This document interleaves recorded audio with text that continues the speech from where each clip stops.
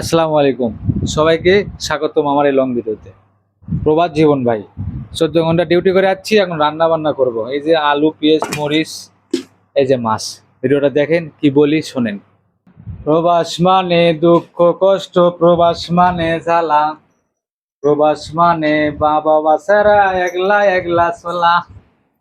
হায়রে সোহাগের বিদেশ ভাই, 14 ঘন্টা ডিউটি করে এইমাত্র রুমে আসছি।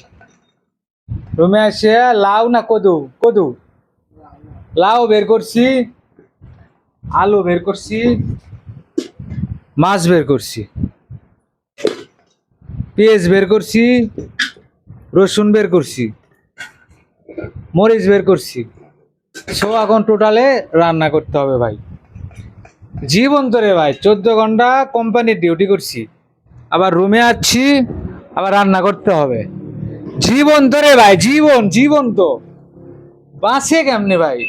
যারা দেশে থাকতে ভাবেন বিদেশে গেলে খালি টাকা হুমা হুম বস্তা বস্তা বস্তা দেশে পাঠাইবেন। বাইরে ভাই, বাইরে ভাই, খেলা আছে ভাই, খেলা আছে। দেশে থেকে লাভাইতেছেন না, যখন বিদেশে আইবেন না তখন এইরকম হয়ে যাব ভাই, এরকম হয়ে যাব। বিশ্বাস করেন, একজন প্রবাসী যে কি পরিমাণ কষ্ট করে ভাই, যদি একজন প্রবাসীর কষ্ট তার মা বাবা, আত্মীয় স্বজন, ভাই বোন নিজের চোখে দেখতো ভাই, বিশ্বাস করেন, কখনো দামি দামি গিফট, দামি দামি জিনিস, তারপর হচ্ছে মোটর সাইকেল, এটা ওটা কখনোই ডিমান্ড করতো না ভাই, কোনো সময় চাইতো না।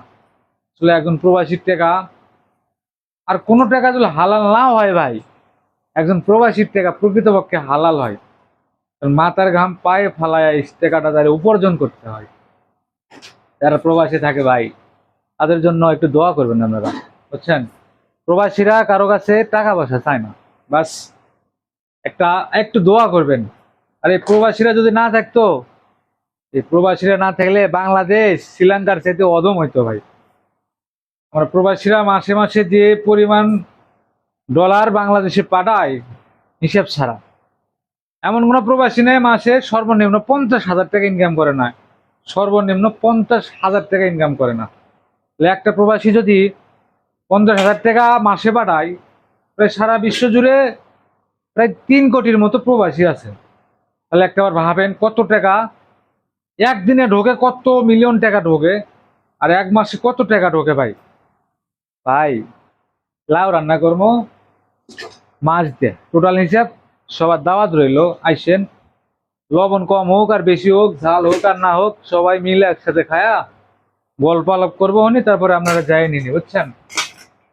আর কি বলবো ভাই, বিদেশে আর ভাল লাগে না ভাই, কিন্তু থাকতে হয়, ফ্যামিলির দিকে তাকায় থাকতে হয়। এবং অনেক প্রবাসী ভাবে দেশে যায় কি করতাম, কি করে খাইতাম, 2 4 5 বছর এই জায়গায় থাকি, তারপরে যাবো নি দেশে। সত্যি ভাই, বেশিরভাগ প্রবাসী এটাই ভাবে দেশে যায় না, যে এখানেই ভালো আছি, কষ্ট হোক, কষ্ট হোক, তাও এই জায়গাতেই ভালো আছি, বুঝছেন? কি বলবো ভাই, দুঃখের কথা।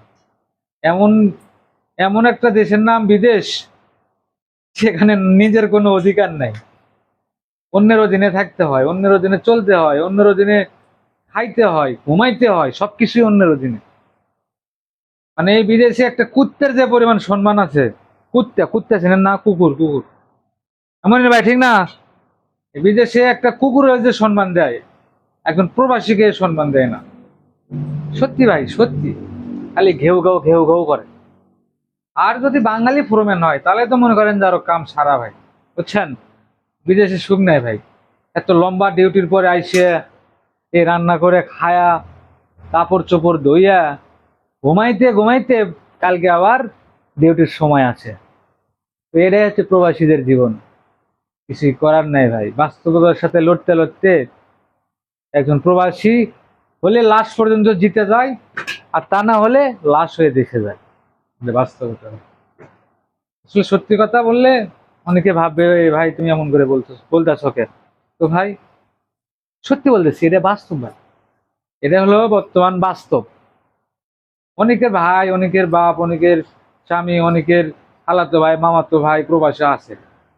সত্যি করে একদিন ভালো করে জিজ্ঞেস করবেন যে ভাই আচ্ছা আপনি কি খুবই ভালো আছেন, দেখবেন দুই চোখ দিয়ে পানি ঝরবো, তার দুই চোখ দিয়ে পানি ঝরবো। সে পারবো না সত্যি বলতে, পারবো না মিথ্যা বলতে। তারপরে মুখে কেন হাসি জানেন? কারণ আমি আমার পরিবারকে অনেক ভালোবাসি। মুখে কেন হাসি জানেন? কারণ আমি আমার দেশকে এগিয়ে নিয়ে যাওয়ার জন্য, সামনে দিকে আগানোর জন্য সাহায্য করতে পারি। আর আমি আমার দেশকে অনেক ভালোবাসি, বুঝছেন তো? চিল্লাইয়া মার্কেট পাওয়া যাবো না ভাই, চিল্লাইয়া মার্কেট পাওয়া যাবো না, বুঝছেন? তবে বেশি কিছু চাইবো না। সবাই দোয়া করবেন সকল প্রবাসীর জন্য, সকল প্রবাসী যেন মায়ের সন্তান মায়ের কোলে ফিরে যাইতে পারে। সবাই ভালো থাকবেন, সুস্থ থাকবেন। ভিডিওটা কেমন হলো, ভালো হলেও কমেন্ট করবেন, না হলেও করবেন। আল্লাহ হাফেজ।